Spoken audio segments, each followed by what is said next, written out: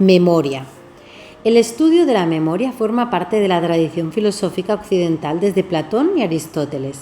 Pocos pensadores han dejado de lado un fenómeno tan íntimo y a la vez tan misterioso como es el recuerdo y el olvido. A finales del siglo XIX, esta curiosidad comenzó a verse apoyada por el rigor científico. Hermann Ebbinghaus publica en 1885 el primer trabajo sistemático de laboratorio sobre la memoria, mostrando que el aprendizaje, el recuerdo y el olvido siguen ciertas leyes que pueden estudiarse con métodos científicos. Más tarde, en 1890, William James publica su famoso libro Principios de Psicología, que contiene, entre otras cosas, una distinción entre memoria primaria y secundaria, memoria a corto y a largo plazo, y relaciona dichos procesos con la organización y funcionamiento de sistemas cerebrales. Estos autores, venidos en su mayoría del ámbito psicológico, abrieron sin duda nuevos campos de investigación. Pero quizá el primer paso adelante desde la neurociencia lo dio Ramón y Cajal a principios del siglo, presentando su teoría sobre la neurona. En su trabajo aparecen dos intuiciones brillantes que determinan toda una línea de estudio posterior. En primer lugar, que la memoria podría estar sustentada por cambios funcionales dentro de la sinapsis, y en segundo lugar, que la memoria podría concebirse como una cierta reminiscencia de la capacidad de crecimiento y asociación característica de las células nerviosas en las primeras etapas del desarrollo ontogenético. La segunda contribución trascendental, deudora de la anterior, viene de manos de Hebb, que en el año 1949 publica La organización de la conducta, introduciendo una serie de conceptos nuevos que aún hoy, en ciertas modificaciones, continúan vigentes. En esta misma línea de los estudios de Kandel sobre la memoria a largo plazo, proporcionan un auge importante en el estudio de las bases neurofisiológicas de la memoria. Una tercera contribución importante viene de la mano de Lashley, que tras largos años en busca del engrama concluye que la extirpación de grandes áreas del cerebro del animal no interfiere con la realización de memorias específicas. Por tanto, o bien la memoria no es localizable en el cerebro dentro de una zona específica, o por el contrario, las huellas mnésicas son estructurales, pero tan difusas que permiten que amplias lesiones no perjudiquen la ejecución de los animales. Ante esta afirmación, Hebb plantea tres supuestos básicos. 1. Las huellas de la memoria, la base del aprendizaje, de algún modo son estructurales y estáticas. 2. La persistencia o repetición de una actividad reverberante, concepto tomado de Lorente Deneau, tiende a introducir cambios celulares duraderos que aumentan su estabilidad. Y 3. Esta repetición da lugar lentamente a la formación de una agrupación de células, la red neuronal, que puede actuar como un sistema cerrado tras la estimulación y formar la huella de memoria. Por último, Scoville y Milner descubren casualmente en 1957 que la extirpación bilateral del hipocampo produce una amnesia persistente en el paciente tras la operación. Este hallazgo vital en el transcurso de la historia de la neuropsicología demuestra que una estructura específica del cerebro influye de forma determinante en el proceso mnéstico. La contribución del hipocampo a la memoria, tras más de 50 años de investigación intensiva, continúa siendo un problema no resuelto. Los estudios con pacientes amnésicos a menudo reciben críticas por la poca seriedad de la investigación al mezclar sujetos con varias patologías, lo cual, más que clarificar la situación, aumenta la confusión por generar una gran cantidad de datos de difícil interpretación. Scoville informa por primera vez en 1957 de que la extirpación de la zona medial de los lóbulos temporales, que incluye a su vez las 2/3 partes del hipocampo, produce una amnesia severa en su paciente. Tras 16 años de estudio intensivo para delinear las características cualitativas y cuantitativas del trastorno de memoria hipocámpico, los resultados fueron los siguientes. Amnesia anterógrada muy severa y amnesia retrógrada ciertamente más leve, afectando principalmente a los acontecimientos cercanos a la operación. La memoria a corto plazo no está afectada, pero tras un corto intervalo de tiempo en el que se evita el repaso de los materiales empleados, el recuerdo decae, mostrando una gran sensibilidad a la distracción. Los acontecimientos vitales de la infancia quedan intactos, pero cuando más se acercan a la fecha de la intervención, peor es el recuerdo. En cuanto a la amnesia anterógrada, afecta dramáticamente al aprendizaje de nueva información de tipo conceptual. Sin embargo, HM mantiene la capacidad de aprender habilidades motoras. Curiosamente, mientras estoy escribiendo este capítulo, tengo noticias que acaba de morir HM.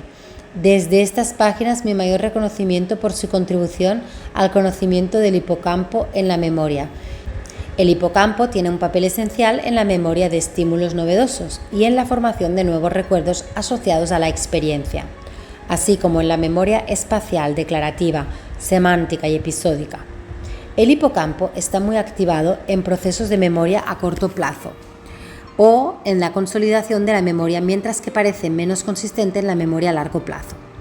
En estudios con pacientes con lesiones del hipocampo se ha comprobado que tienen dificultades para formar nuevos recuerdos, memoria anterógrada, aunque también se han dado casos en los que también afecta el acceso a los recuerdos anteriores al daño, amnesia retrógrada, pero no afecta a otros aspectos de la memoria como la memoria procedimental, que es la capacidad de aprender las nuevas habilidades, aprender a montar en bicicleta, por ejemplo. Un aspecto importante del hipocampo es la memoria espacial, que nos permite recordar la ubicación de las cosas, situaciones o acontecimientos. Desempeña un papel particularmente importante a la hora de encontrar atajos y nuevas rutas en lugares familiares. Esta función del hipocampo se ha puesto claramente de manifiesto en el estudio llevado a cabo con taxistas de Londres, que deben aprender de memoria una gran cantidad de lugares y conocen las rutas más directas que los conectan. Dicho estudio demostró que el hipocampo es más grande en conductores del taxi que en el público en general. Además, se encontró que cuanto más tiempo había pasado un taxista ejerciendo su oficio, más grande era el volumen del hipocampo. Por el contrario, estudios hechos con volumetría del hipocampo y magnetoencefalografía demuestran que los pacientes con pérdida de memoria también manifiestan una disminución de la parte anterior del hipocampo, así como una disminución de dipolos neuromagnéticos durante una tarea de memoria. Os dejo aquí una figura que dice que observemos. Es una figura del hipocampo, dice hipocampo completo en un sujeto sin pérdida de memoria, hipocampo disminuido en un sujeto con pérdida de memoria. Representación de la volumetría del hipocampo en un sujeto con pérdida de memoria y uno sin ella. En la imagen de la derecha se puede ver una disminución de la porción anterior del hipocampo. Así, ¿verdad que sí se ve? Recientemente, investigaciones aportan datos que permiten considerar amplias regiones del córtex en la formación de la memoria y que el sistema de comunicación entre ellas se lleva a cabo de forma paralela. Esta aseveración parece menos gratuita si consideramos la conocida participación de grandes extensiones del córtex en el análisis de diferentes clases de informaciones sensoriales, que el organismo puede recordar, aprender o asociar con respuestas. Por lo que se refiere a las áreas asociativas, su acción tiene menos restricciones que las áreas primarias, puesto que en su plasticidad es mucho mayor y su participación en la retención y recuerdo de las memorias está más determinada por el análisis de los inputs sensoriales. Esta idea supone la existencia de un sistema amplio de memoria asociativa, al que contribuyen muchas áreas de la corteza por virtud de su especialización en las distintas modalidades sensoriales y motoras. Grandes zonas del sistema son activadas por un estímulo relevante y contribuyen a su percepción, almacenamiento y recuperación. En este ámbito, una memoria dada estaría tan ampliamente distribuida a lo largo del córtex como las células que forman la red para esa memoria. Sabemos que ciertas neuronas del córtex inferotemporal Son capaces de diferenciar entre colores y cambiar su patrón de descarga durante el periodo de memorización a corto plazo. Igualmente, algunas neuronas del córtex parietal asociativo responden ante la localización espacial de estímulos visuales aprendidos. El papel del córtex prefrontal en la memoria a corto plazo es más supramodal y probablemente está relacionado con la organización temporal de la conducta. Así, el córtex inferotemporal apoya una tarea de memoria visual primariamente porque procesa información visual y el córtex prefrontal porque requiere una organización temporal del estímulo y la respuesta motora. Sin embargo, el papel del córtex prefrontal en cooperación con el córtex inferotemporal en el caso de la memoria visual no debe mostrar una diferencia esencial con el papel que ejerce asociado con otras áreas en diferentes tipos de memoria, como por ejemplo la espacial. Más aún es posible que la actuación del córtex prefrontal sea necesario para la realización de la memoria a corto plazo, de cualquier modalidad, de la misma manera que se requiere la integración temporal de la información sensorial con los actos motores. La vieja idea del modelo jerárquico según el cual el cerebro se estructura en forma de estadios jerárquicos que parten de una representación sensorial primitiva en las áreas sensoriales primarias y sigue en sucesivos pasos de elaboración intramodal que permiten una discriminación progresivamente más compleja de las características de un estímulo particular, viene sustituida en la actualidad por una nueva consideración de la organización cerebral que recibe de la denominación de modelo paralelo distribuido. Este modelo surge precisamente de una investigación detallada de la parcelación de la corteza de asociación, en particular de la corteza de asociación parietal, y de su relación con el córtex prefrontal y otras múltiples áreas córtico y subcorticales. En humanos, los estudios de tomografía por emisión de positrones durante la ejecución de tareas psicológicas justifican la existencia de un modelo de procesamiento paralelo y distribuido dada la gran cantidad de áreas implicadas durante los procesos de la memoria. Los datos sugieren que una red neuronal específica que incluye áreas prefrontales, en unión con estructuras postercorticales y subcorticales, desempeñan distintos papeles en los diferentes componentes de la memoria episódica. Si prestamos atención al tipo de representación de otras áreas corticales, observaremos que su organización no es en absoluto tan inespecífica como clásicamente se creía. Incluso áreas particulares como la 46 se encuentran subdivididas para representar de forma topográfica los inputs provenientes de la corteza parietal. Esta representación topográfica podría definirse como un campo de memoria, desde donde el córtex prefrontal tiene acceso a la información sobre estímulos contenidos en otras zonas de la corteza. Cuando se plantea a los primates tareas de retención memorística, la extirpación del área 46 no plantea ningún problema. Sin embargo, el disparo de las neuronas de esta zona predice la idoneidad de la respuesta del animal ante un problema de localización espacial del estímulo y su lesión impide la realización de la tarea. Cabe concluir que el córtex prefrontal actúa como una memoria de trabajo, en la que sus neuronas mantienen durante un corto espacio de tiempo los estímulos para luego integrarlos en el proceso cognitivo como ocurriría con un bloc de notas. Este tipo de memoria nos permite establecer un lazo de unión temporal y causal entre los acontecimientos, pues de lo contrario resultaría imposible actuar consecuentemente y de forma organizada ante las exigencias del medio. Recientes estudios sugieren diferentes papeles para la corteza frontal, temporal y parietal para la memoria de corto plazo, en función de los contenidos a memorizar. Así, durante la fase de entrada o almacenamiento, el 27% de la estimulación frontal, el 62% de la temporal y el 64% de la parietal se asociaron con errores de recuerdo. Esto confiere un papel notablemente superior a la corteza parietotemporal con relación a la frontal, en la entrada y almacenamiento en la memoria. Por el contrario, las razones frontales se asociaron significativamente más con errores de recuerdo durante la estimulación en la fase de recuerdo o salida de la tarea que las áreas temporales o parietales.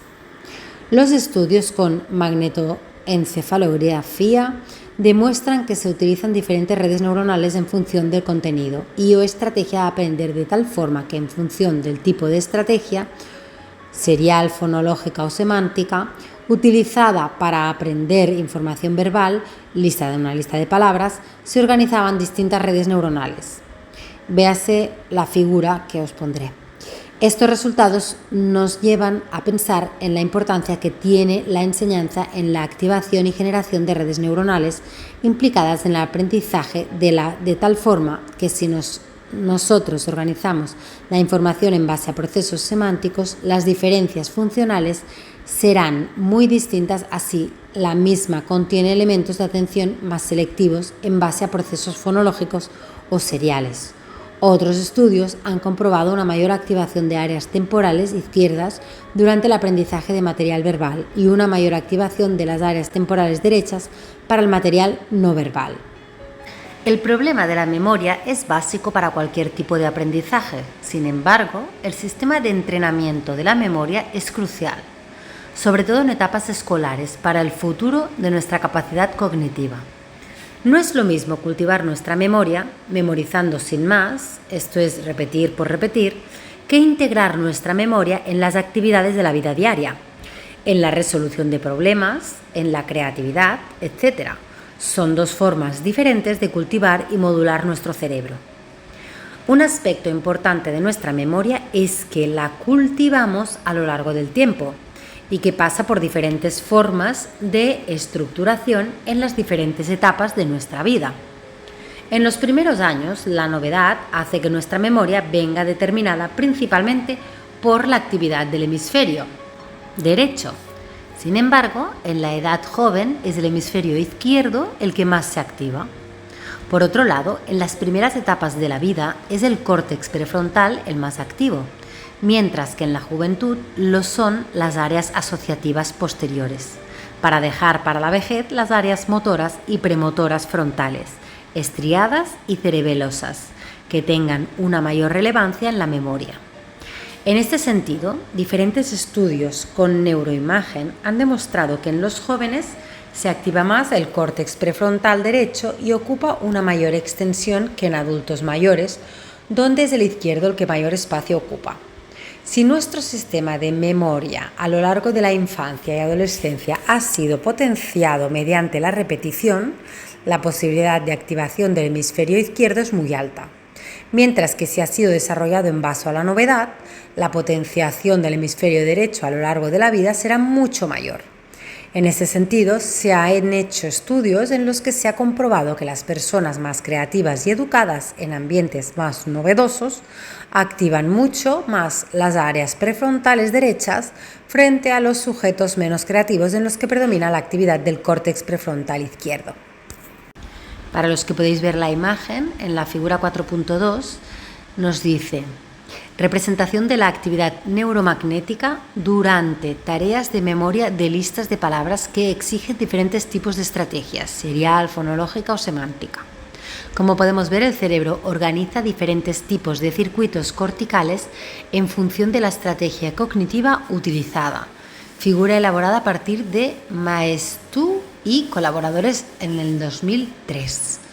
Y ahí se ven donde se acumulan, digamos, según si es serial, si es fonológica o es semántica. Luego en la siguiente, que salen dos, la figura 4.3 dice representación de la actividad neuromagnética durante tareas de memoria. La imagen de la izquierda muestra una mayor actividad del hipocampo derecho durante la tarea de memoria de contenido visual, mientras que la imagen de la derecha muestra una gran actividad del hipocampo izquierdo durante la tarea de memoria de contenido auditivo. Figura elaborada a partir de Campo y Coles 2005. Aplicaciones en el campo de la educación. Partes que nos interesan. En la práctica, en casa, se debería fomentar el aprendizaje por modelos implícitos, sobre todo consiguiendo un medio de gran motivación hacia las actividades escolares, de gran tranquilidad con estimulación musical, poco estresante y cognitivamente estimulante, en el que la novedad y el lenguaje sean elementos importantes y la televisión solamente tenga un efecto informador y de diversión. Para fomentar el aprendizaje en familia, los niños tienen que oír muchas y nuevas palabras, frases y contenidos relacionados con las actividades de la vida diaria, más que dedicar el tiempo al aprendizaje o memorización de contenidos escolares. No olvidemos que un ambiente lleno de estímulos en interacción con los padres beneficia la actividad general del cerebro y en particular la del córtex prefrontal. No hay que olvidar durante este tiempo la alimentación específica para la mejora cerebral y la hidratación mediante pequeños vasos de agua distribuidos a lo largo de la tarde. Nunca hay que ponerse a estudiar deshidratados o poco nutridos. En el plano escolar tampoco se deberían olvidar también estas recomendaciones, puesto que entornos enriquecidos con muchas novedades favorecen la atención y el aprendizaje. Una forma de enriquecer el aula es cambiar su decoración de la misma una vez a la semana, a ser posible con ambientes alegres y divertidos, y sobre todo con contenidos de los propios alumnos. Esto, además de favorecer la atención, mejora la motivación y actitud frente al estudio y el aprendizaje. También es muy importante para la efectividad del aprendizaje el control de la respuesta motora. No sirve que el niño tenga muchas experiencias si el padre o maestro no controla la respuesta a las mismas. Es preferible menos experiencias con respuestas motoras correctas que muchas sin una sola respuesta. Un buen sistema para reforzar el aprendizaje sería utilizar la escritura y recuerdo verbal como medida de afianzamiento de lo expuesto en clase. Esto conlleva que el profesor explique no solamente basándose en la palabra, sino utilizando en la medida de lo posible objetos, lugares, circunstancias, emociones, movimiento, ejemplos de vida real, etc. No podemos olvidar que cualquier aprendizaje nuevo necesita horas de consolidación, por lo que la repetición diaria del mismo conseguirá una consolidación muy buena. Creo que se puede consolidar adecuadamente un contenido en su repetición diaria en unos 5 o 6 días. Los maestros deberían tener conciencia de este proceso para poder introducir contenidos nuevos a principio de semana e ir repitiéndolos a lo largo de la misma para que el fin de semana estén totalmente consolidados. La llamada de atención diaria a estos contenidos, que se pueden hacer en pocos minutos, será básica en el aprendizaje escolar progresivo, porque para poder procesar y asimilar un contenido nuevo, escolar, el alumno necesita mucho tiempo, varias horas, pero una vez adquiridos los conocimientos, el alumno necesita muy poco tiempo para poder recordarlos de nuevo, varios minutos. Por ese motivo, el profesor debe conocer este sistema de procesamiento y adquisición de la información cerebral para no olvidar cada día hacer un recordatorio a los contenidos enseñados. Otro método muy efectivo de consolidar los conocimientos aprendidos en clase es utilizar la visualización de los contenidos explicados en cada sesión al final de la misma. Por último, un método de enseñanza que todo profesor debería utilizar en sus clases si quiere mejorar de forma sustancial el aprendizaje de sus alumnos es dejar unos minutos de reflexión sobre lo explicado. Este método, además de mejorar el aprendizaje inmediato en la etapa escolar, será muy operativo para el futuro de su vida. No olvidemos que el mejor aprendizaje se lleva a cabo en situación de enlentecimiento cerebral, más que de actividad cerebral rápida. Por ese motivo, sosteníamos anteriormente que una buena forma de fomentar el recuerdo y consolidar la memoria es mediante la escritura y recuerdo verbal, que son procesos cerebrales lentos y de gran capacidad de afianzamiento de la información recibida. Por lo que se refiere a los niños con dificultades de aprendizaje escolar, la aplicación práctica para la mejora de dicho aprendizaje debería realizarse mediante baterías de ejercicios que combinen estímulos espaciales con estímulos del lenguaje de tipo visual y o auditivo, entre otras razones para mejorar también su comprensión lingüística, que en la mayoría de los casos está deteriorada. La finalidad es entrenar procesos cognitivos complejos en los que intervienen la atención, memoria a corto y largo plazo, mediante ejercicios muy estructurados, basados en la novedad y en un número reducido de repeticiones que permitan asegurar el proceso memorístico sin llegar al automatismo de los procesos y sin la necesidad de reglas mnemotécnicas para el recuerdo.